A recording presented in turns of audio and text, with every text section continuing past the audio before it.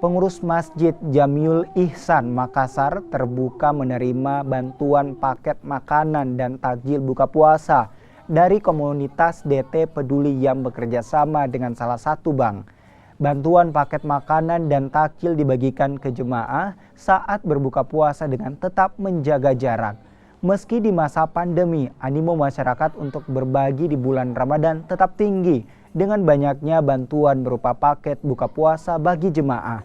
Selain itu, komunitas DT Peduli juga menerima banyak amanah dalam bentuk dana dan makanan dari donatur untuk dibagikan ke masyarakat yang membutuhkan.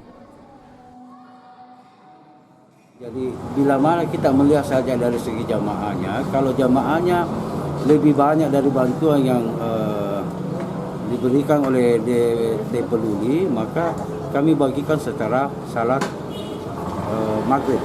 Program Tangguh Amal yaitu berkah berbuka puasa 100 paket di Masjid Jamiul Ihsan di Jalan Todopuli Raya. Nah, alasan kami untuk melakukan program ini yaitu dalam rangka Ramadan